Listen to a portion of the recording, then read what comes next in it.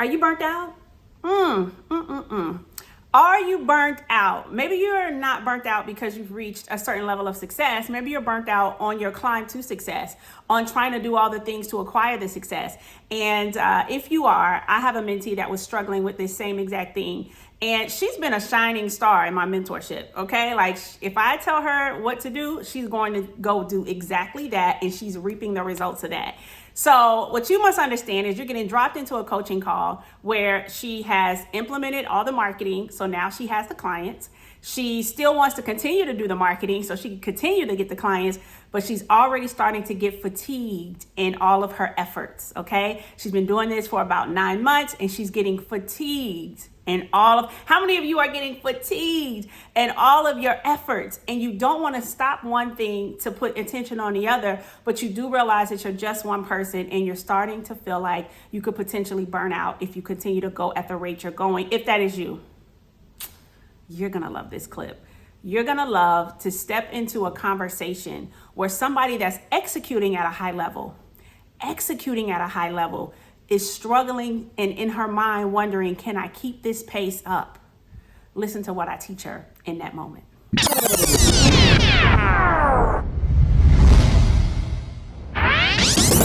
I'm trying to see how to apply the rule of three when I am experiencing burnout. Okay.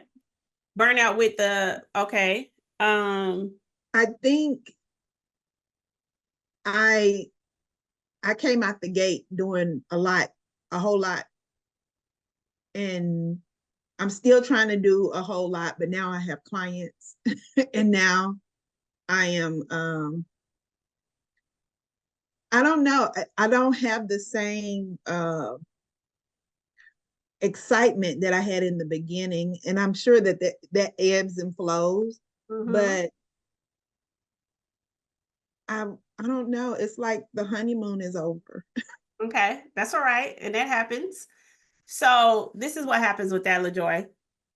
You have to look at your business like it has different departments. It has the HR department, has your marketing department. It has the fulfillment department, which is going to be you doing the TC work, the administrative work, right? Mm-hmm. And then you're gonna write down all those departments. Then you're gonna go back and you're gonna say, for the marketing department, what is the standard for the marketing department? And then because you're having a meeting with yourself, so you say, self, what is the standard for the marketing department? And then yourself's gonna say, well, I at least want to reach out to an agent a day, and I want to do an in-person event twice a month. That's the standard.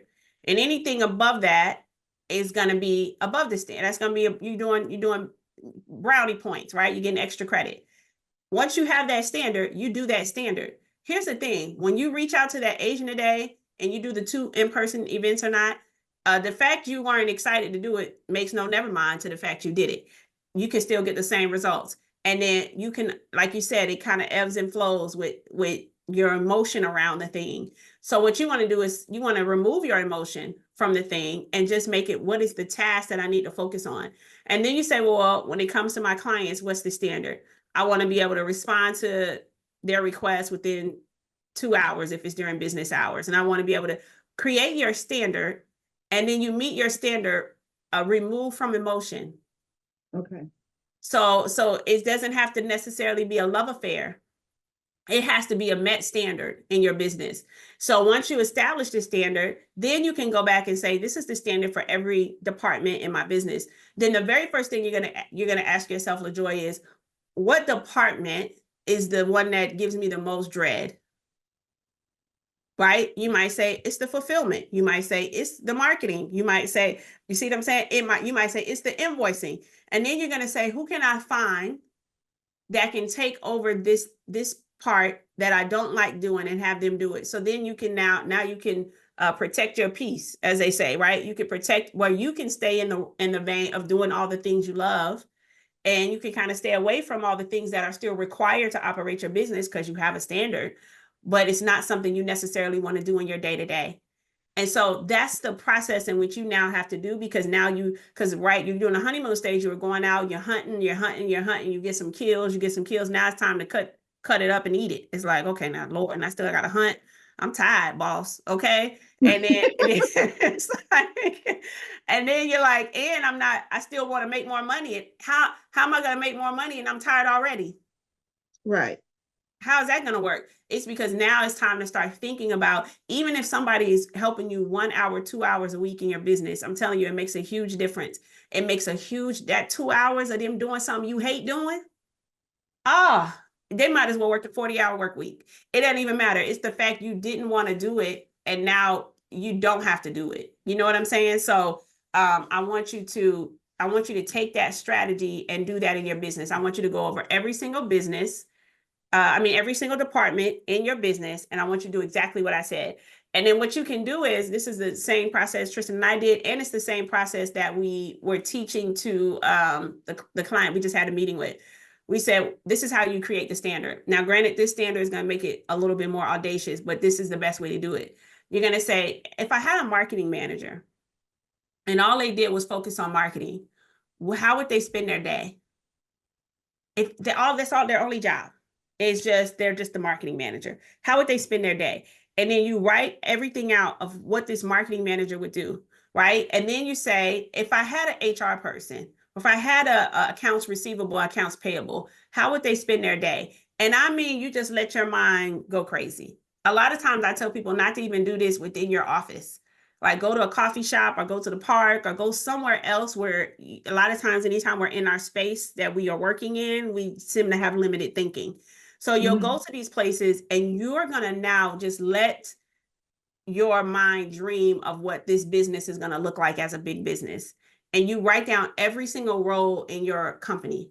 Then you take that, you now have it written out. You now have a hierarchy of who everybody reports to. This is the part Tristan really hated, okay? Because she was like, we doing a lot of work for people that ain't here, okay? All I'm going to do is put me and your name in every slot. But what I say this to say is that after we did it, within 6 months, all the slots were filled with people other than us, right? We had a few things we were duplicating on, but it wasn't much.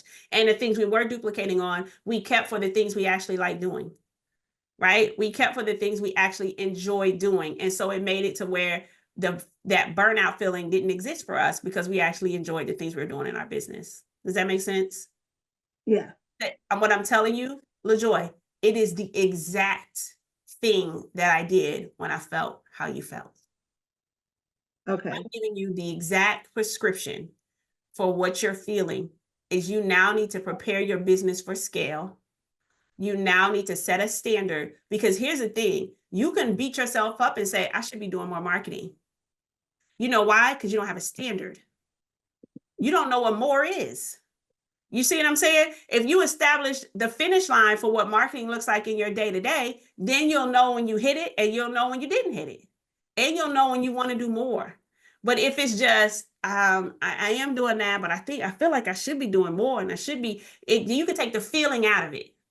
And it could be, no, this is what the standard is going to be for my business. And then this is what, if I had a marketing manager, this is what I would love for them to be doing.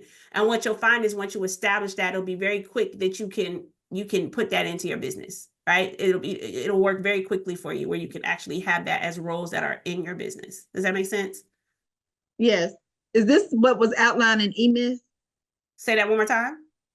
I remember in the Porter, you was talking about the book E-Myth. That is the book that Tristan wanted me to throw away. Yes.